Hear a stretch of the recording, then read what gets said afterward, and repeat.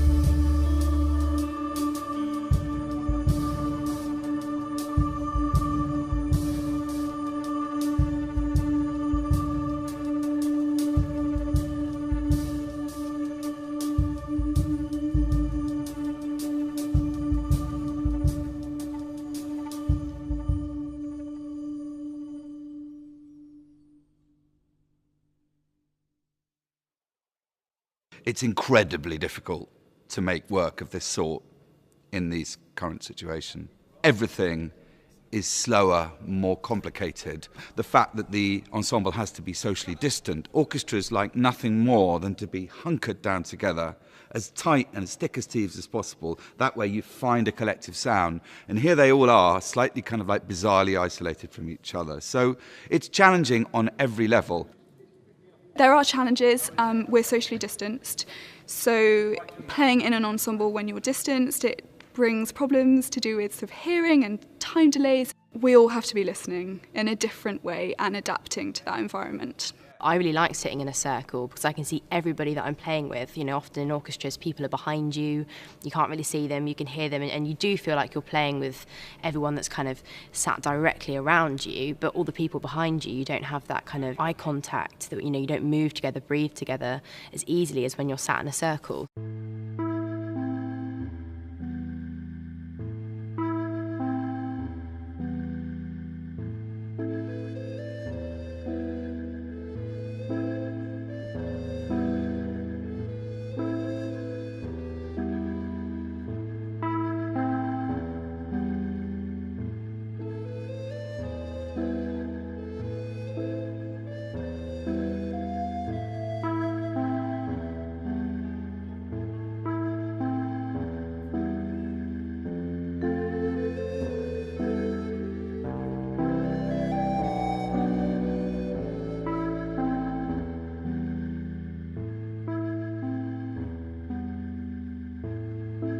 Could I ever explain this feeling of love? It just lingers on. Fear in my heart is telling me which way to turn.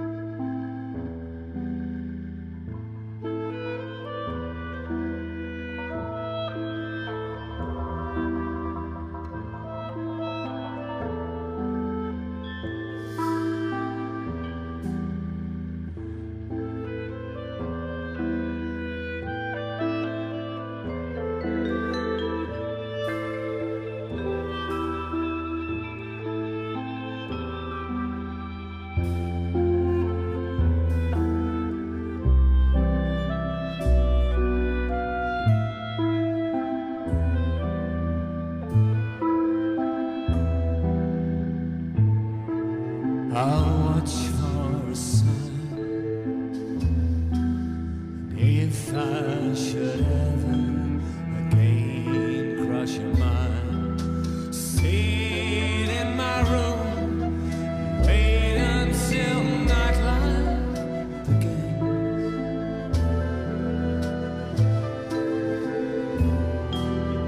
Catching my breath, we both break the weather.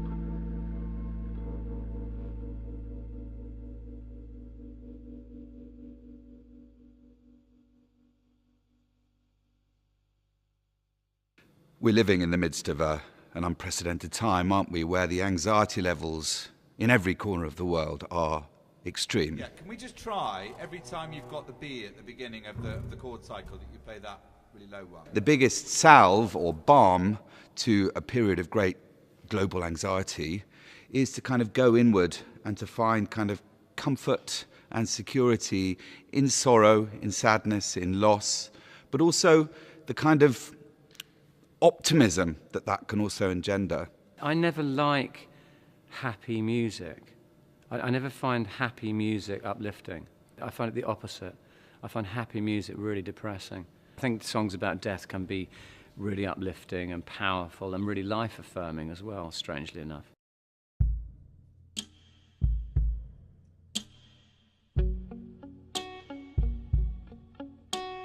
Why does the sun go on shining? Why does the sea rush to shore?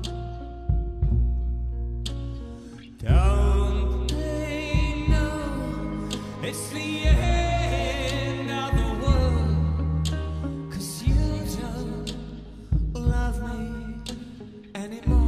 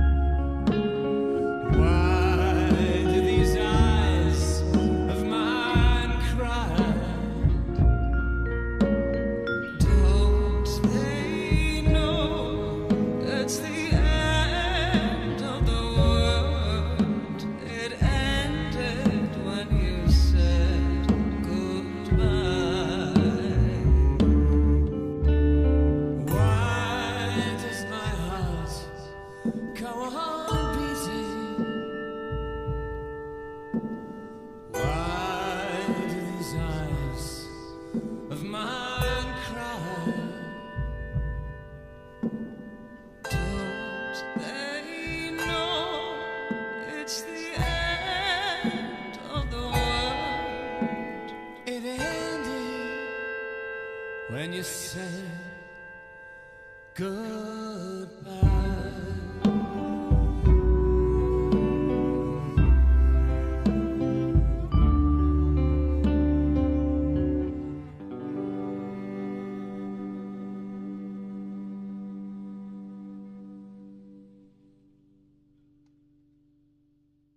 I mean, the arrangements are utterly stunning, these other versions of these songs. But there's always surprises when you've got real human beings playing the music. Maybe a little. Just a little bit marcato, yeah, perhaps. So from A, please. We're just gradually kind of chiseling down, whittling away, working it like wet clay in the room. And that's what Paraorchestra does so well, and our esteemed accomplices like Adrian Utley and Seb Rochford. It's about slowly working the materials until we find a point of commonality, a point of absolute collective belief and investment. Good, really nice. Lloydo, do you want to make a really I was looking through songs and I suddenly realised there's a song called He's Dead, which is an old Suede B-side. And I've been listening to that song as a rock song for 30 years. And to hear it kind of with woodwind is kind of amazing.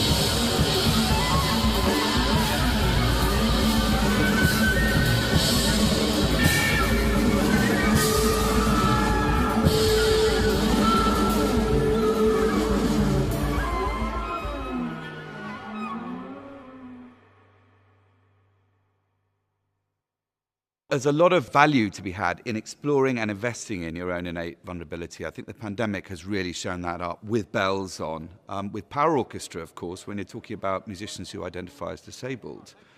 They're already wearing their vulnerability on the outside, which is right next door to wearing your shadow. I mean, it's a minor miracle. We are here, and it's just so brilliant to play music and have live music. I think all of us have been a bit starved of that creativity and opportunity to do what we like doing the most. In terms of the preparation, as I'm not able to sight read, it's just a process of learning and familiarising and practising these pieces from memory. So by the time I get here, they're all locked in and ready to go.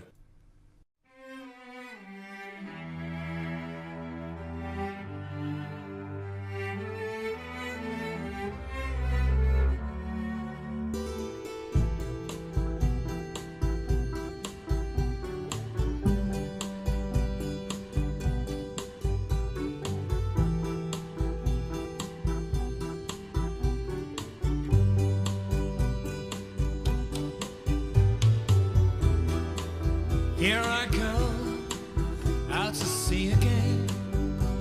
The sunshine fills my head, and dreams hang in the air. Clouds in the sky and in my blue eyes, you know it feels unfair. There's magic everywhere. Look at me standing here on my own again. I'm straight in the sunshine. No need to run and hide. It's a wonderful, wonderful life. No need to laugh and cry. It's a wonderful, wonderful life. The sun's in your eyes, the heat is in your head. It seems to make you, because you're there. And I need a friend, oh, I need a friend to make me happy. Not stand here on my own. Look at me standing here on my own again.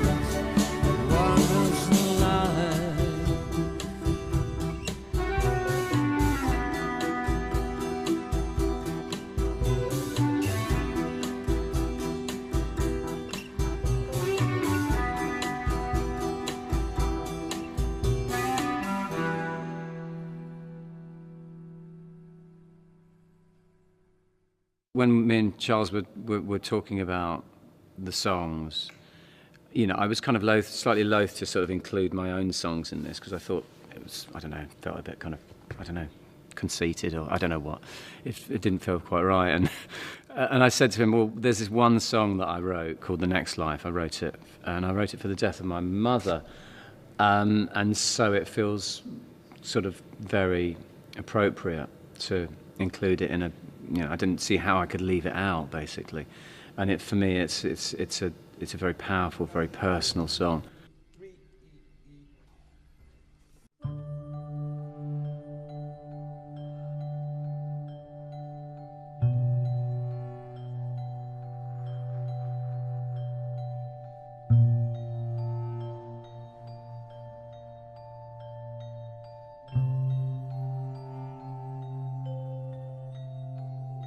See you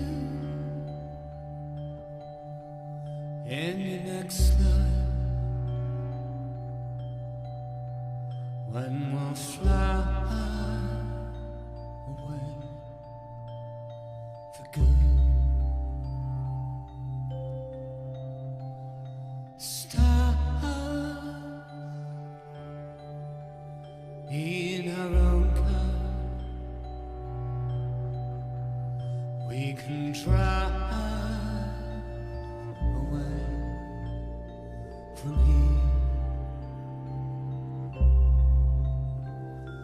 far away, so far away. Time to worthy and work there.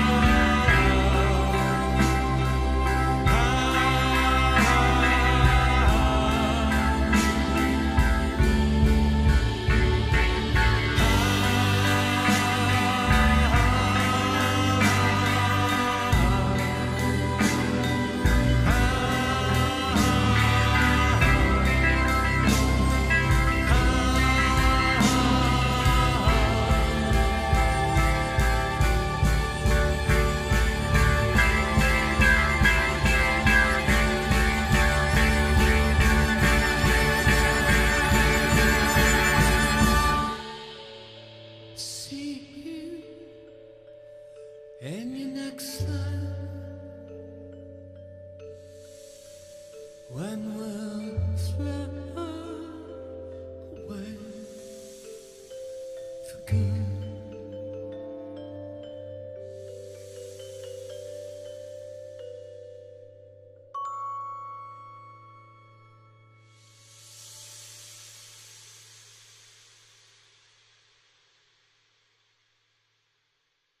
It's been an amazing experience working with these guys, but it's so lovely to see how Charles brings so much joy to the whole thing.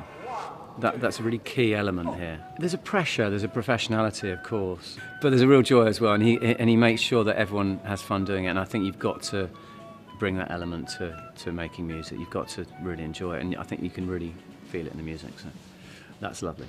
It's been a lovely experience. So for so many of us, we haven't played with our colleagues and our friends and in a professional environment very often at all in the last year for very obvious reasons to do with COVID. And so actually, I think for most of us, the thing we've been really looking forward to is just being in a room with other musicians, because there's a joy in the air. We're all just so happy to be here. I think it's been really good. Like, it's really weird to play again because it's been such a long time since I've played with anyone other than a YouTube backing track. Gosh, Well, I'm hoping, like most musicians, I suppose, I'm hoping there's this massive surge of pent-up appetite for live music again. So I hope that everybody's going to flock to concerts and gigs and festivals, and we're going to rediscover that joy of hearing live music.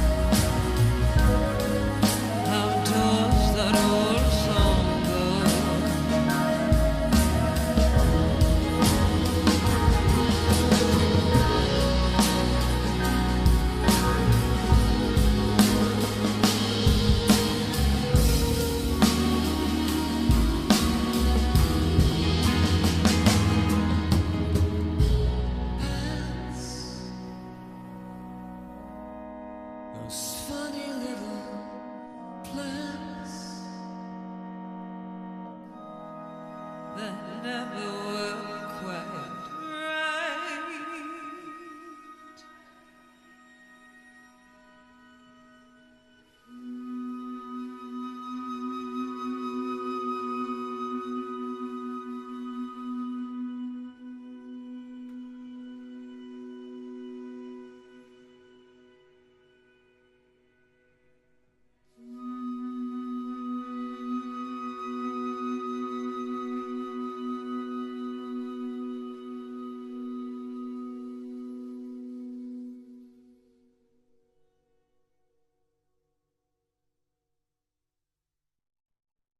So I'm full of confidence and optimism that even though there's been some terrible loss around the pandemic, that in terms of kind of global mental health, things might be on the up now. In terms of this project, it's just lovely to invest in difficulty, in sorrow, in heartbreak, in loss, but also the transcendence that can engender. Yeah, it's been fun. I mean, it's been really nice to have something to do, actually. It's really interesting. A year of not performing, actually kind of taught me quite a lot about myself. As a performer, you're so defined by your persona as a performer. And when that's taken away from you, you're not quite yourself. And you have a kind of bit of an identity crisis. And so kind of coming back here and singing and playing is really lovely, actually. It's kind of, I've reminded myself how much I love music, which you can forget sometimes in the midst of this craziness.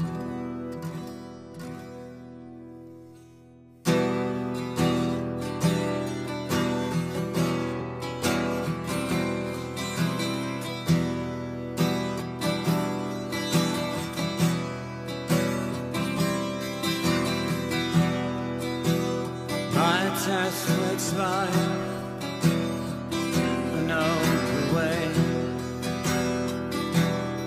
so confident I'll go his way. Whistle to him and the passing time. My test waits like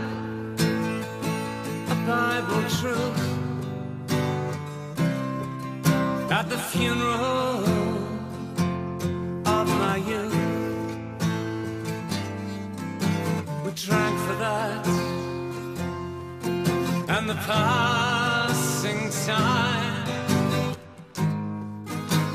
My death waits like a witch at night. Surely as our love is bright, let's not think of that and the passing time of whatever lies behind the door. There is nothing much to do. Angel or devil, I don't care. Or in front of that door there is you.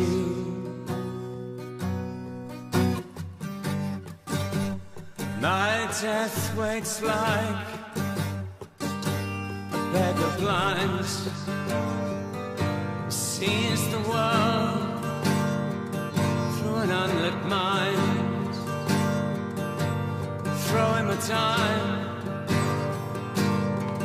for the passing time. My death waits there between your thighs. Your cold fingers close my eyes. Let's think of that and the passing time. My death waits there to allow my friend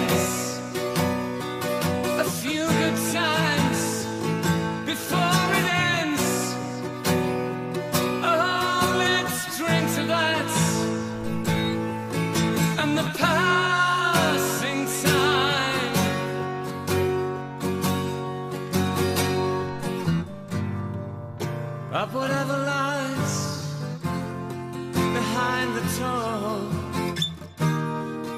There is nothing much to do. Angel or devil, I don't care. For in front of that door there is you. My death waits there among the leaves, and magicians' mysterious sleeves, rabbits and dogs, and the passing time. My death waits there among the flowers, where the black is shadow cowers. Let's pick lilacs for the passing time. My death waits there in a double bed, sails of oblivion in my head. Pull up the sheets against the passing time.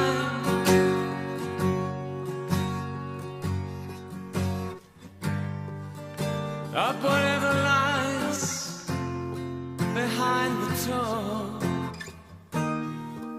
there is nothing much to do. Angel or devil, I don't care. For in front of that door, there is you.